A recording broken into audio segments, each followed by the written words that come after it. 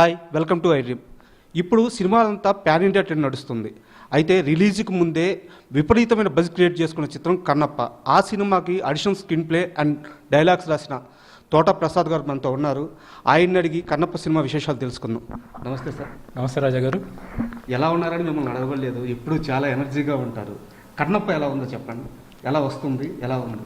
Kannappa cinema అనేది చాలామంది ఎదురు చూస్తున్న సినిమా. అంటే మీరు అన్నట్టు పాన్ ఇండియా సినిమా అన్న కారణం కాదు, ఈ సినిమాలో క్రేజీ మల్టీస్టార్ కాంబినేషన్ కాదు, ఒక తెలుగు జాతిలో పుట్టిన ఒక మహాశివభక్తుడి కథ, మన తెలుగు నేల శ్రీకాళహస్తి కథ.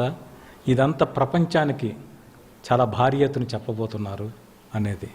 అంటే ఒక కార్తీక మాసంలో ఒక కార్తీక పౌర్ణమి రోజు గుళ్ళ దగ్గర ఎలా చేరతారో ఇలాంటి ఒక తెర మీద జరగబోతున్న ఒక శివార్చన అది. ఆ శివార్చన ఆస్వాదించడానికి, ఆ భక్తి పారసును మునిగి తేలడానికి ప్రేక్షకులు ఎదురు చూస్తున్నారు. Super sir. మనకి పురాణాల్లో చూసుకుంటే 60 మందికి పైగా శివుడికి గొప్ప భక్తులు ఉన్నారని చెప్పి ఒక నెంబర్ చెప్తారు. వాళ్ళలో కన్నప్ప ముందు వరుసలో ఉంటారు. ఇలాంటి ఆయన మీద ఇలాంటి కథ రాస్తున్నప్పుడు అంటే ఆ కథ విషయంలో ఎలాంటి జాగ్రత్తలు తీసుకోవాల్సి వచ్చింది మీరు? అంటే ఇప్పుడు మీరన్నది పెరియ పురాణం, తమిళంలో ఒక పురాణం. అందులో 63 మంది నయనార్లు, అంటే 63 మంది మహాశివభక్తులు. అందులో సామాన్యంగా భక్తులు అంటే కేవలం ఒక కులానికో వర్గానికి చెందినవాళ్ళు కాదు. కన్నప్ప ఒక ఆటవికుడు, ఆటవికమైన ఒక వ్యక్తి మహాశివభక్తులు ఒకడయ్యాడు. అలాగే నందనార్ అని ఒక దళితుడు, అతను ఈ 63 నయనార్లలో ఒకడు. అంటే దేవుడి ముందు భక్తిలో కులం భేదాలు లేవని చెప్పడం కోసం ముందు వెలిసిన వాళ్ళు 63 మంది నయనార్లు. అటువంటి వాళ్ళలో ఒక గొప్ప వ్యక్తి కన్నప్ప. ఎందుకు గొప్ప వ్యక్తి అయ్యాడు అంటే తన కళ్ళు పరమేశ్వరుడికి ఇచ్చాడడం వల్ల మూఢభక్తి కాదు, అది విపరీత ధోరణి కాదు. అంటే అందరూ పరమేశ్వరుడిని నాకు ఇది ఇవ్వు అది ఇవ్వు అని అడుగుతారు. నీకు ఇది కావాలా అని అతని మనసులో బాధ అర్థం చేసుకుని అది రాయైనా దానికి రక్తం వస్తే తన కళ్ళు దానం చేసిన ఏకైక వ్యక్తి కన్నప్ప. సో అటువంటి ఒక త్యాగమూర్తి కథ, అందువల్ల అతని చరిత్ర నిలిచిపోయింది. దాన్ని ఈ జనరేషన్ చెప్పడం కోసం విష్ణు గారు చేపట్టిన ఒక బృహత్ కార్యం అనండి, మహాసాహసం అనండి కన్నప్ప సినిమా. సార్, ఇప్పుడు మామూలుగా మనకి కన్నప్ప క్యారెక్టర్ చూసుకుంటే పురాణాల్లో ఆయన అర్జునుడి మరో జన్మలో అంతకుముందు అర్జునుడి జన్మలో పుట్టాడని చెప్పేసి, శివుడిని మోక్షం అడిగితే వచ్చే జన్మలో ఇస్తానని చెప్పాడని చెప్పి ఇలా అంతా చాలా కథలు ఉన్నాయన్నమాట. మనకి సినిమాలో ఇదంతా చూపించబోతున్నారు.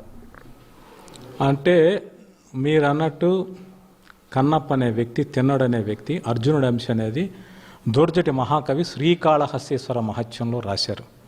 అలాగే మన విజయవాడ ఉంది, అక్కడ ఉన్న ఇంద్రకీలాద్రి పర్వతం పైనే అర్జునుడు తపస్సు చేశాడని చాలా నమ్మకం. అర్జునుడు ప్రతిష్ఠించిన శివలింగమే విజయేశ్వర స్వామి లింగ దేవస్థానం, అక్కడ ఆలయం కూడా ఉంది. అర్జునుడు ప్రతిష్టాపించిన శివలింగం అది. సో ఇది మన తెలుగునాట కూడా బాగా తెలిసిన కథ. సో ఇలాంటి భక్తి గాథలు, పురాణ గాథలు చెప్పినప్పుడు జనంలో ఏదైతే బాగా నమ్మినవి ఉంటాయో అటువంటి అంశాలు సినిమాలో మిస్ అవ్వవు. అందువల్ల డెఫినెట్గా మీరన్న పాయింట్ కూడా సినిమాలో ఉంటుంది. Super sir. ఇంకో విషయానికి వస్తే సార్, ఇప్పుడు కన్నప్ప అనే అతను నాస్తికుడు ముందుగా, తర్వాత తనకి దేవుడు కళ్ళలో కనిపించి పలానా దగ్గర నా శివలింగం ఉంది దర్శనం చేసుకోమని చెప్పేసి ఇదంతా ఒక డ్రామా ఉంటుంది అనమాట.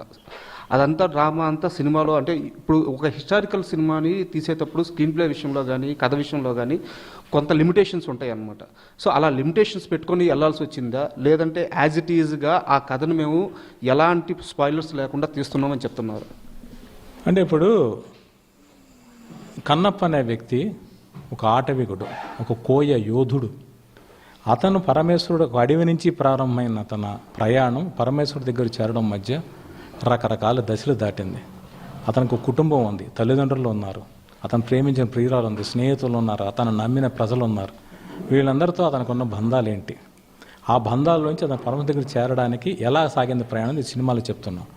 మీరు అన్నట్టు ఏంటి అంటే మనం ముందు వ్యతిరేకంగా దేన్ని కాదనుకుంటామో, మనకు సైన్స్ ఫార్ములా ఉంటుంది, వ్యతిరేక ధృవాలు ఆకర్షించుకుంటాయని. ఇక్కడ అతను పరమేశ్వరుణ్ణి నమ్మకపోవడానికి, నాస్తికుడిగా మారడానికి కూడా సరైన కారణాలు ఉంటాయి. ఈ సినిమాలో ఉన్న ఒక ఇంట్రెస్టింగ్ స్క్రీన్ ప్లేలో ఉన్న ఒక ఇంట్రెస్టింగ్ పాయింటే అది. సో అది మీరు స్క్రీన్ మీదే చూడాలి. సో ఒక నాస్తికుడు ఎలా మారాడు అనే దాని దగ్గర, ఆ ప్రయాణం దగ్గర ఒక సినిమాటిక్ క్రియేటివ్ లిబర్టీ ఉంది. అంటే ఇప్పుడు కన్నప్ప కథ ఆది శంకరాచార్యులు శివానంద లహరిలో ఒక 2 లైన్లు అతని గురించి ప్రస్తావించారు. పాల్కూరి సోమనాథన్ అని తెలంగాణకు చెందిన మహాకవి. ఎందుకు మహాకవి అంటే మన తెలుగు కవుల నన్నయ్యనైన ఆది కవి అయితే తెలుగునాటకి ఈ పాల్కూరి సోమనాథన్ అనే వ్యక్తి కొత్త ప్రయోగం చేసిన వ్యక్తి. అంటే జనం ఏదైతే మాట్లాడుకుంటారో అటువంటి భాషలో అటువంటి పదాలతో చెప్పడానికి ప్రయత్నించిన వ్యక్తి. రగడ ద్విపద కావ్యం అని రాశారు, బసవ పురాణం అని. ఆ బసవ పురాణంలో ఉడుమూరు కన్నప్పని కథ చెప్పారు. అలాగే 16వ శతాబ్దంలో దూర్జటి శ్రీకాళహస్తీశ్వర మహత్యం రాశాడు. వీటన్నిటిలో కొంతమేరకే విషయాలు ఉన్నాయి. మిగిలింది మన ఊహకి. ఈ కథ చెప్పడానికి ఏ ఎలిమెంట్స్ అవసరం అనే దృష్టిలో ఉంచుకుని క్రియేట్ చేసినవి. సార్ ఇప్పుడు వచ్చేస్తే హిందూ ధర్మం పైన మంచిగా సినిమాలు వస్తున్నాయి. ఇది వరకు ఆ ట్రెండ్ లేదు. ఇప్పుడు మనం రీసెంట్గా చూసుకున్నట్టే చావా కానీ అద్భుతమైన ప్రజాదరణ పొందుతుంది.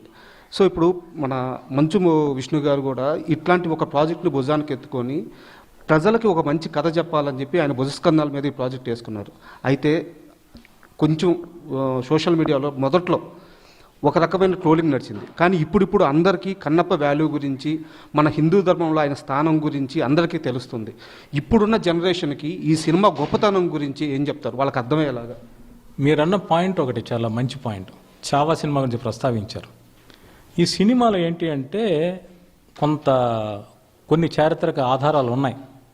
అంటే మన దేశంలో ఉన్న ఈ పంచభూత లింగాలని సొంతం చేసుకోవడానికి కొంతమంది విదేశీ రాజులు ప్రయత్నించారు. వాటికి చారిత్రక ఆధారాలు ఉన్నాయి. అవి కన్నప్ప కాలంలో జరగల, తర్వాత శతాబ్దాల్లో జరిగాయి, నిజంగానే జరిగాయి.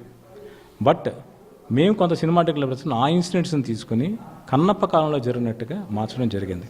అంటే ఒక హైందవ ధర్మం ధ్వంసం చేయడానికి విదేశీ దండయాత్రల కారణం. ఇంకోటి మనల్ని ఐకమత్యం లేకపోవడం ఇంకో కారణం. ఒక భక్తుడు పరమేశ్వరుడు తనను అర్పించుకోవడమే కాదు, ధర్మాన్ని నిలబెట్టాలంటే తను అర్చనలు కాదు, తన అర్పణలు కాదు, ఆ ధర్మాన్ని కాపాడడానికి పోరాడాలి. అలాంటి ఒక యోధుడు, ఒక ధర్మవీరుడు కన్నప్ప. ఆ అంశం ఈ సినిమాలో చాలా మేజర్ హైలైట్ కాబోతుంది. ఒక చావా సినిమాలో అతను ఎలాగ పోరాడాడో అలాగ కన్నప్ప కూడా తన వాళ్లతో, శత్రువులతో ఆ పరిస్థితుల్లో పోరాడిన సిచ్యువేషన్స్ ఉంటాయి. అవన్నీ రేపు సినిమాలు మేజర్ హైలైట్స్ అవుతాయి. సార్ కన్నప్పలో మరో మేజర్ ఎలిమెంట్ ఏంటంటే మహాదేవ శాస్త్రిగా మోహన్ బాబు గారు యాక్ట్ చేస్తున్నారు. ఆయనకి ఇలాంటి రోల్స్ అసలు ఆయనకి మనం కొత్తగా చెప్పాల్సిన అవసరం లేదు. ఆయనకి కొత్త కాదు, మ్యాక్సిమం అల్లాడిచ్చేసి ఉంటారు. సో మీ మాట, మీ రచన ఆ క్యారెక్టర్లో చూస్తున్నప్పుడు ఎలాంటి అనుభూతి చెందారు? అంటే మోహన్ బాబు గారు చేయని పాత్ర లేదు. ఆయనకి ఇది 50వ సంవత్సరం నటుడిగా ఆయన హీరోగా యాక్ట్ చేశారు, విలన్గా యాక్ట్ చేశారు, చారిత్రక పాత్రలు చేశారు, మాంత్రుడి పాత్రలు పోషించారు, ఋషుల పాత్రలు పోషించారు, కమెడియన్గా చేశారు. కానీ ప్రతి పాత్ర ఆయన కొత్తగా ఫీల్ అవుతారు. అంటే ఈ సినిమా షూటింగ్ న్యూజిలాండ్లో ఒక ఓపెన్ ల్యాండ్లో జరిగింది. అక్కడ చలి కోసేపు ఉంటే ఎండ విపరీతం అట. టెంపరేచర్ ఏది స్టేబుల్గా లేని పరిస్థితుల్లో, అంటే ఒక కాషాయ వస్త్రాలు పంచా పైనంగి ధరించి నటించినప్పుడు ఆయన ఇబ్బంది పడ్డారు. అదే మోహన్ బాబు గారే చెప్పారు. అయినప్పటికీ ఆ ఇబ్బందులు కూడా తట్టుకుని ఆయన పెర్ఫార్మెన్స్ చేశారు. అలాగే ఆయన డబ్బింగ్ చెప్పినప్పుడు కూడా అదే డెడికేషన్తో చెప్పారు. అంటే ఒక తెలుగు భాష అందం ఆయన కంఠంలో తెలుస్తుంది. ఒక పదాన్ని ఎలా విరచాలి, ఎలా మెలికలు తిప్పాలనేది ఆయనకి మాత్రమే తెలిసిన ఒక రహస్య విద్య. అది ఈ సినిమాలో ఒక సూపర్బ్ డైలాగ్ కావచ్చు, అటు ఆయన పోటాపోటీగా ఉంటాయి సీన్స్. నేను ఇప్పుడే రివీల్ చేయకూడదు, కానీ అటు విష్ణు గారితో కావచ్చు, ప్రభాస్ గారితో కావచ్చు, ఈ సీన్స్ అన్నీ కూడా చాలా డెఫినెట్గా ఆడియన్స్ని మళ్ళీ మోహన్ బాబు గారు తప్ప ఇంకెవరు చేయలేరు అనుకుంటారు. సార్ మీరు ప్రభాస్ గారి గురించి మాట్లాడారు, నెక్స్ట్ అదే అడగదాం అనుకుంటున్నాను. ఇప్పుడు ముందుగా కన్నప్ప సినిమాలో ప్రభాస్ అంటే అందరూ శివుడిగా ప్రభాస్ ఉంటారని అనుకున్నారు. కాకపోతే రుద్రుడిగా ప్రేక్షకుల ముందుకు తీసుకొచ్చారు. బట్ కొంత నాలెడ్జ్ ఉన్న వాళ్ళకి తెలుసు రుద్రుడే శివుడంటే రుద్రుడే అని చెప్పేసి, అంటే ఫీల్డ్లో దిగి ఏం చేయాలన్నా రుద్రుడే వస్తాడని చెప్పేసి. సో ప్రభాస్ గారి రోల్ ఎలా ఉండబోతుంది? అంటే ఇదేదో ఒక డివోషనల్ మూవీ, చాలా సాఫ్ట్ రోల్ ఉండబోతుంది అనుకునే వాళ్ళకి ఏం చెప్పబోతున్నారు? అంటే ఇప్పుడు ఈశ్వరుడు ఉన్నాడు, ఆయన భోళా శంకరుడు, ముక్కంటి ముక్కోపి త్రినేత్రుడు. సో ఆయన మన్మధుడిని కంటి చూపుతో దగ్ధం చేసినవాడు, త్రిపురాసురుని ఒకేసారి 3 బాణాలతో సంహరించినవాడు, త్రిపురార సంహారి ఆయన. అటువంటి శివుడికి అన్ని రూపాలు ఉంటాయి. అలాగే ఆయన శివాంశ కూడా అలాగే ఉంటాయి. అంటే ఇప్పుడు శివోహం, శివుడే నేను అహం బ్రహ్మోస్మి, అలాగా ఒక రుద్రా పాత్ర కూడా అంతే. ఇది ప్రభాస్ గారు తనకు తాను కోరి ఎంచుకుని చేసిన పాత్ర ఇది. అది సార్ ఎంత డ్యూరేషన్ ఉండబోతుంది సార్ ప్రభాస్ గారిది? డెఫినెట్గా నాకు తెలిసి అరగంట నుంచి 40 నిమిషాల మధ్యలో ఉంటుంది. ఆయన వచ్చిన కాడి నుంచి సినిమా నెక్స్ట్ లెవెల్లో ఉంటుంది. ఆయన విష్ణు గారు పోటాపొడి చేసే సీన్స్ కావచ్చు, అసలు కథని చాలా కీలకమైన మలుపు తిప్పుతారు. మోహన్ బాబు గారి కాంబినేషన్లో ప్రభాస్ గారి కాంబినేషన్లో సీన్స్ ఉంటాయా? డెఫినెట్గా.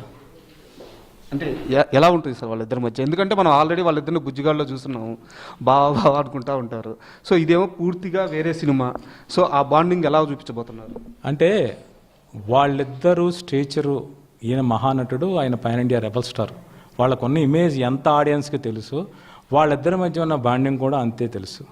సో వాళ్ళిద్దరి మధ్య ఎంత సీరియస్ కాన్వర్సేషన్ ఉంటుందో అంత పంచులు కూడా వాళ్ళ ఇద్దరి మధ్య ఉంటాయి.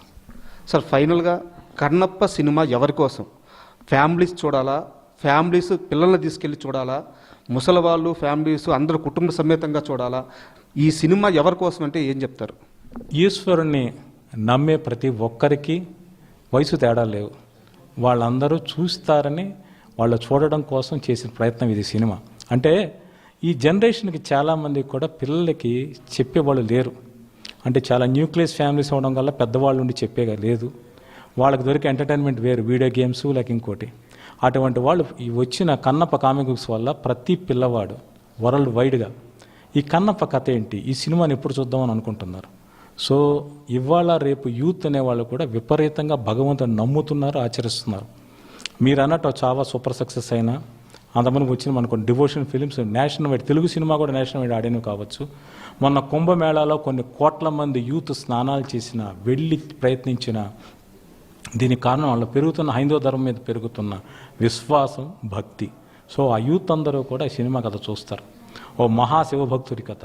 అందరూ శివుడిని అడిగేవాళ్ళే తప్పితే శివుడికి ఇచ్చిన మహాభక్తుడి కథలు తెలుసుకుంటారు. డెఫినెట్గా పిల్లలకి చెప్పాలని చూస్తారు.